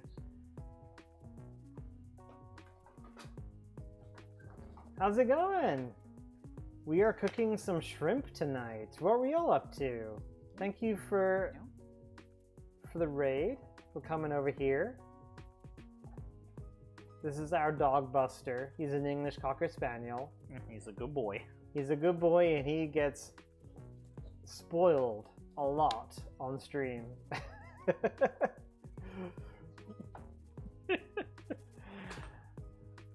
But yeah, we just are cooking some shrimp packets tonight, which I believe are almost ready to be plated by Andrew.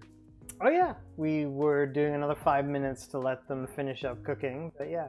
Sister Whoops. Sally just shopped and watched YouTube videos. Sounds awesome. Well, thank you for coming by. So I'm Andrew. If you haven't been here before, we do cooking Tuesday, Thursday, and Sunday typically.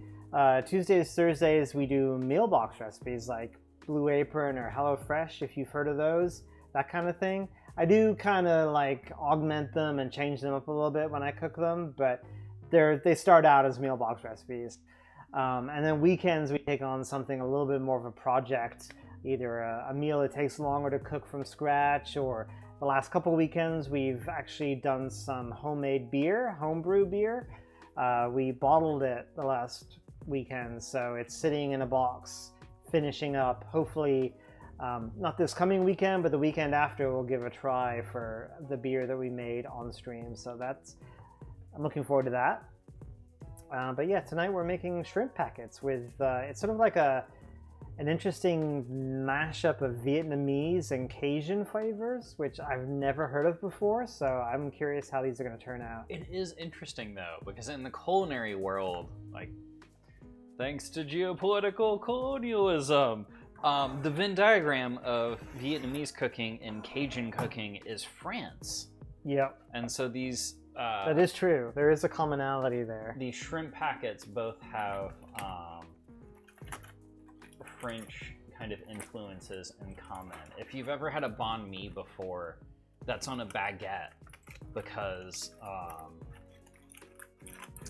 there's a lot of French influences in Vietnam, and in Louisiana, colonialism in the U.S. was interesting in that the UK had most of the East Coast, and then Spain had, Mexico, but France had this tiny claim on Louisiana.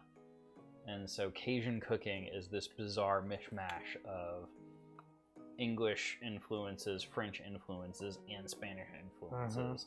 Yeah. And so it's a unique set of cooking styles. So when we saw Viet Cajun on the meal box list, it's like, okay, we got to try this out. Yes.